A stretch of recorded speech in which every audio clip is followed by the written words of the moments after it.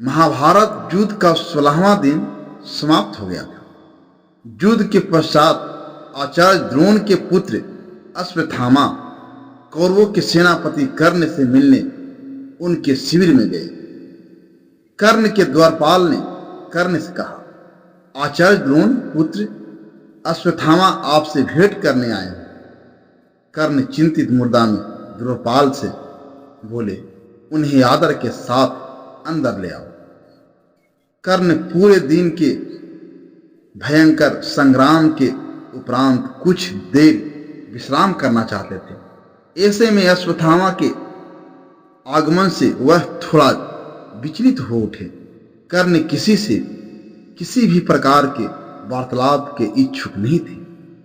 इसके उपरांत भी उन्होंने अपने शिविर में प्रवेश कर चुके अश्वत्थामा का स्वागत किया। कर्ण ने अश्वत्थामा से कहा, आओ अश्वत्थामा, कहो किस प्रयोजन से तुम्हारा यहां आना हुआ।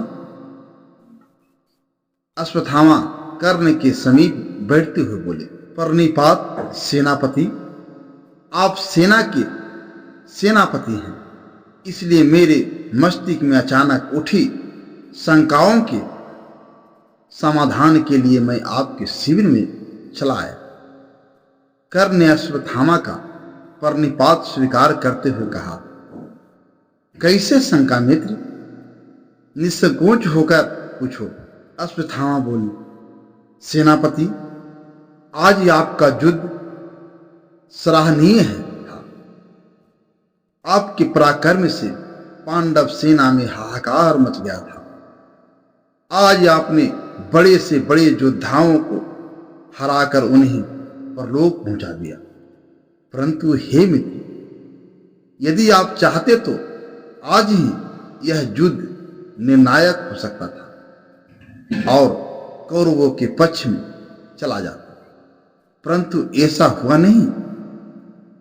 यही मेरी शंका है, जिसका समाधान आप ही कर सकते हैं। यह सुनकर कर्ण थोड़े विचलित हो गए और बोले, मित्र, तुम्हें ऐसा क्या प्रतीक हुआ कि आज यह युद्ध निर्णायक होकर कौरवों के पक्ष में जा सकता था, लेकिन मेरे कारण ऐसा नहीं हुआ। अश्वत्थामा दुखी स्वर में बोले, मित्र, मुझे बहुत ही खेद के साथ कहना पड़ता है कि आज आपके समक्ष पांचों पांडवों में से युधिष्ठिर, भीम, नकुल और सहदेव युद्ध के लिए आए थे। वे आपसे पराजित हुए, परंतु जीवित बचे, क्योंकि आपने उन्हें जीवित छोड़ दिया। हे श्रेष्ठ धनुर्धर, आपने ऐसा क्यों किया। कर्ण ने अश्वत्थामा की बात सुनकर शांत स्वर में बोले, मित्र, तुम्हारी शंका निराधार नहीं है। हाँ, मैंने उन्हें जीवित ही जाने दिया। मैंने यह किसी कारणवश किया जिसके विषय में आज बताना संभव नहीं है। यह सुनकर अश्वत्थामा क्रोध से भर उठे और बोले, मुझे आश्चर्य है मित्र, आपने ऐसा क्या। मेरे स्वर्गवासी पिता और गंगा पुत्र भीष्म तो पांडवों का वध किसी भी परिस्थिति में नहीं करने वाले थे, यह तो सर्व विदित है। परंतु आपसे यह अपेक्षा नहीं थी कि आप परास्त पांडवों को अभयदान देंगे। यह सुनकर कर्ण ने कहा, हे श्रेष्ठ योद्धा, कदाचित तुम्हें विदित है कि स्वयं नारायण इस युद्ध में पांडवों के पक्ष में खड़े हैं, इसलिए उनका वध इतना सरल भी नहीं था। लेकिन इस सत्य को मैं नकार नहीं सकता कि मैं आज अर्जुन के अतिरिक्त चारों पांडवों को पराजित किया और उन्हें जीवित जाने दिया। हे मित्र, इसका जो भी कारण है मैं तुम्हें नहीं बता सकूंगा। इस पर अश्वत्थामा आचार्य से बोले, यह तो क्षत्रियों की भाषा है। अंगराज, आप इस भाषा को क्यों बोल रहे हैं। आपकी निष्ठा तो आपके मित्र दुर्योधन के प्रति होनी चाहिए, परंतु मुझे आज आपकी निष्ठा पर संदेश हो रहा है। हे वीर, आज आप युद्ध का निर्णय अपने मित्र दुर्योधन के पक्ष में कर सकते थे, परंतु आपने ऐसा नहीं किया। यह एक कटु सत्य है। हे मित्र, मेरे अतिरिक्त इतिहास सदैव आपसे यह प्रश्न पूछता रहेगा, और यदि इस युद्ध में दुर्योधन की पराजय हुई तो उसका एक कारण आप भी होंगे। इस पर कर्ण ने कहा, मित्र, तुम अपने पिता की मृत्यु से आहत हो, इसलिए इस प्रकार की बातें कर रहे हो।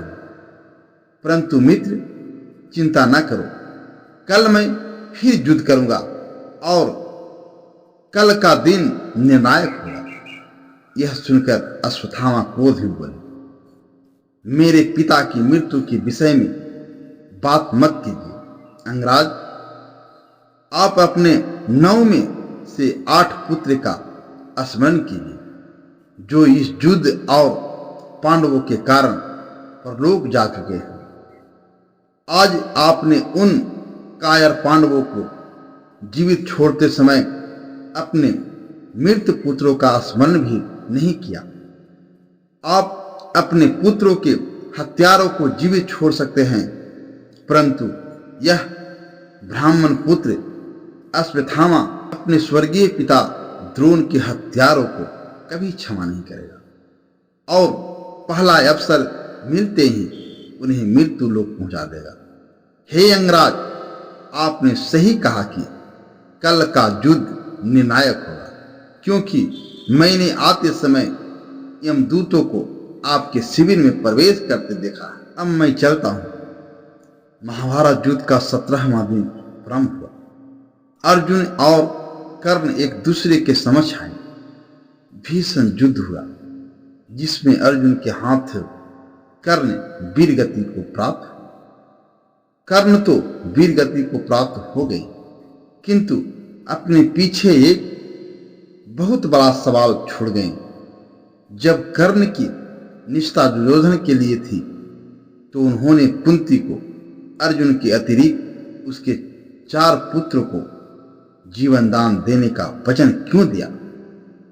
कर्ण का कुंती को दिया हुआ यही वचन दुर्योधन के लिए श्राप साबित हुआ, जो उसकी हार का सबसे बड़ा कारण बना। तो दोस्तों, यह था कर्ण और अश्वत्थामा के बीच का अंतिम संवाद।